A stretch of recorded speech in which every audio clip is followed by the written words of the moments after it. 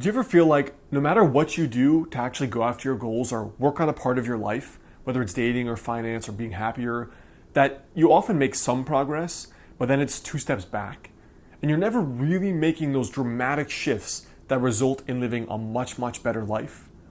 Well, in this video, I want to share what the inner directive is and why I think there's one specific thing that determines our success and happiness and love and fulfillment in our life, and how that often self-sabotages us even when we're doing the rituals and the habits we know will help us live a better life.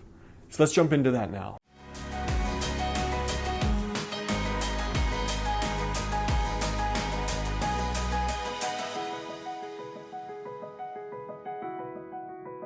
What's up guys, Alex Hine, author of the book Master the Day.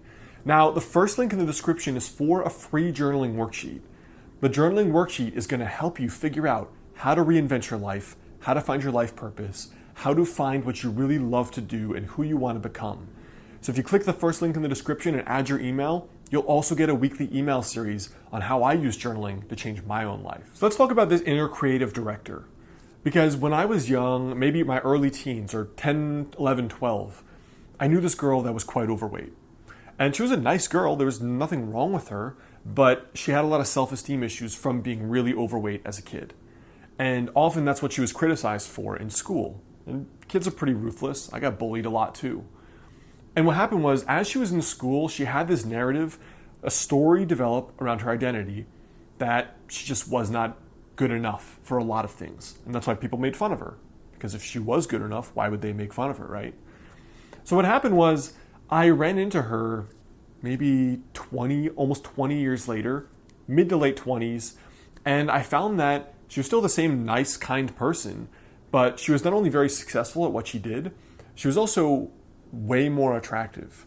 She lost a lot of weight, she had a lot of confidence, the way she presented to me anyway, and she was very attractive, holistically attractive. And one time she and I were talking, and she was saying she went on this date with a great guy. She described everything about him and said that he's successful, he's a kind guy, he's funny, he has all the things that she really wants. And then she said, but he's too good for me. And that really caught me off guard because that's how I saw her. How she became was successful, good looking, funny, like she was a catch. She was a really solid woman. And it was weird for this guy who I later met, and he was impressive, but not that impressive, for her to be intimidated by him. And it made me understand that even though she had changed and evolved, her self-identity had not.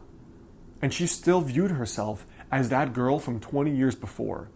Because for whatever reason, that inner narrative, that inner identity had not changed. So your self-identity is almost like your thermostat for comfort in life. Gay Hendricks calls this the upper limit problem, where we often self-sabotage when things get really good, not when they're bad.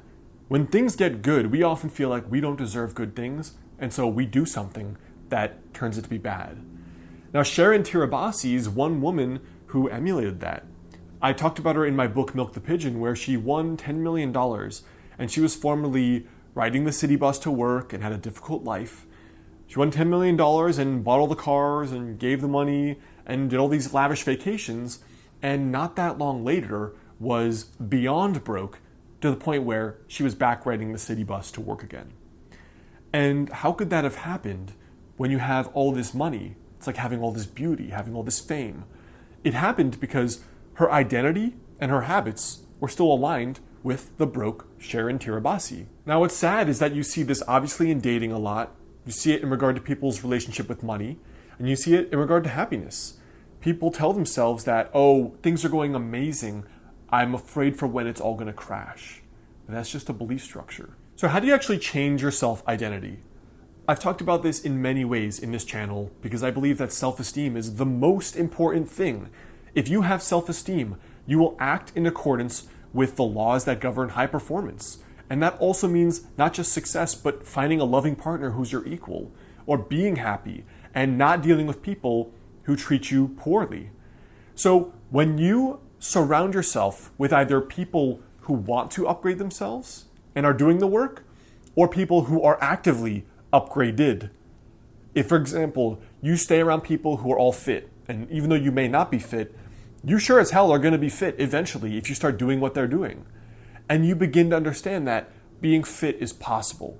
Just like if you're broke and you hang around with people doing well financially, if you're around poor relationships and you suddenly decide to only be friends with people with amazing relationships that are healthy, you see that it's possible. So that first changes what's possible in your head. But then it changes your habits too, because you become like the people you're around, whether it's subconscious or deliberately because you want that.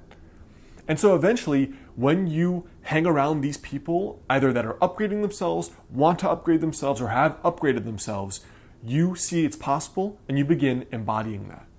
And then you can work on those deeper inner narratives that will help you become that ultimate version of yourself you're trying so hard to become. So that's what I would recommend for upgrading your self-identity.